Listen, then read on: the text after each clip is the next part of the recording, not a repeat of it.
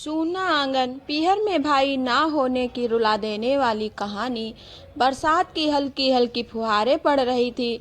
सावन का महीना था। गांव के हर घर में झूले पड़ चुके थे।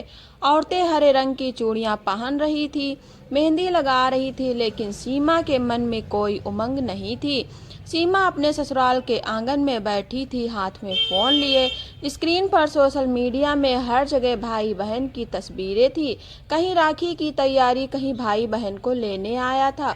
उसकी आंखें भर आई। सीमा के पीहर में कोई भाई नहीं था। बचपन में जब भी मोहल्ले की लड़कियां अपने भाइयों के साथ खेलती तो सीमा दूर खड़ी होकर देखती रहती।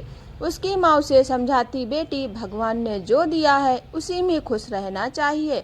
पर एक छोटी सी बच्ची के दिल में कौन समझाए। बचपन की कसक। सीमा दो बहनें थी, बड़ी राधा और छोटी गुड़िया।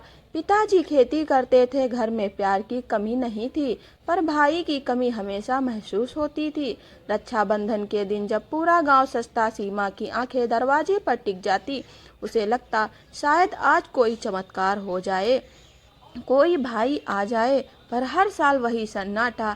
एक बार उसने माँ से पूछा, माँ, हमारा कोई भाई क्यों नहीं है? माँ की आंखें भर आई। उन्होंने बस इतना कहा, बेटी, तू तू ही तो मेरी बहादुर बेटा है। लेकिन बेटा कह देने से दिल का खालीपन कहाँ भरता है। शादी और खालीपन। समय बीता। सीमा की शादी पास के शहर में हो गई। उसके ससुराल में एक देवर था। जब भी वो अपनी बहन को लेने आता, सासू माँ खुशी से कहती, देखो भाई बहन का प्यार कितना प्यारा होता है। सीमा मुस्कुरा देती, पर भीतर से टूट जाती। सावन आया। पड़ोस की औरतें अपने मायके जा रही थी।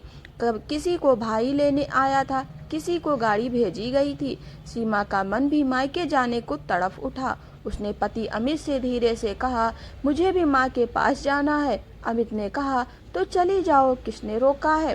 सीमा ने धीमे से कहा, भाई लेने आता तो अच्छा लगता। अमित चुप हो गया। उसे पहली बार अपनी पत्नी के दर्द का एहसास हुआ।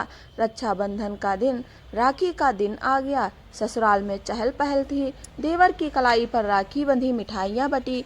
सीमा छत पर चली गई। आसमान की ओर देखते हुए बोली, हे भगवान, अगर एक भाई दिया होता तो आज मेरा आंगन भी सूना ना होता। उसकी आंखों से आंसू बहने लगे। तभी फोन की घंटी बजी। माँ का फोन था। बेटी, आज आ नहीं पाई। सीमा रोते हुए बोली, माँ, लेने कौन आता? बिना भाई के बेटी को कौन बुलाता है? फोन के उस पार भी सिसकियाँ सुनाई दी। एक अनजाना रिश्ता। अगले दिन सीमा सब्जी लेने बाजार गई। वहां उसने देखा एक बूढ़ी औरत सड़क किनारे बैठी रो रही थी। पास जाकर पूछा, माँ जी, क्या हुआ है? औरत बोली, मेरा कोई बेटा नहीं है, सब छोड़कर चले गए। सीमा का दिल पिघल गया। उसने उन्हें पानी पिलाया, घर छोड़कर आई। धीरे धीरे सीमा उनका सहारा बन गई और वह औरत उसे बेटी कहने लगी। एक दिन उस बूढ़ी माँ का भांजा गांव से आया। उसने सीमा से कहा, दीदी, आपने मेरी मौसी का बहुत ख्याल रखा। आज से मैं आपका भाई हूँ। सीमा की आंखें नम हो गईं। उसने हिचकिचाते हुए पूछा, सच? वह बोला, हाँ दीदी, अगर आप मान ले तो। सीमा ने पहली बार महसूस किया कि रिश्ते सिर्फ खून से नहीं, दिल से बनते हैं। अगला रक्षाबंधन। एक साल बाद फिर रक्षाबंधन आया। इस बार सीमा के दरवाजे पर दस्तक हुई। बाहर वही युवक खड़ा था, हाथ में मिठाई का डिब्बा। दीदी, राखी नहीं बांधोगी? सीमा की आंखों से आंसू बह निकले। उसने थाली सजाई, कांपते हाथों से राखी बांधी। उसने सूने आंगन में आज पहली बार भाई की हंसी गूंजी। सासू माँ ने भी कहा, देखा बहू, भगवान देर से देता है पर देता जरूर है। माँ का संदेश। सीमा ने उसी दिन माँ को फोन किया, माँ, आज मेरा भी भाई है। माँ की आवाज़ कांप गई, बेटी, भगवान ने तेरी सुन ली। सीमा समझ चुकी थी, पीहर का आंगन भाई से नहीं, अपनेपन से भरता है।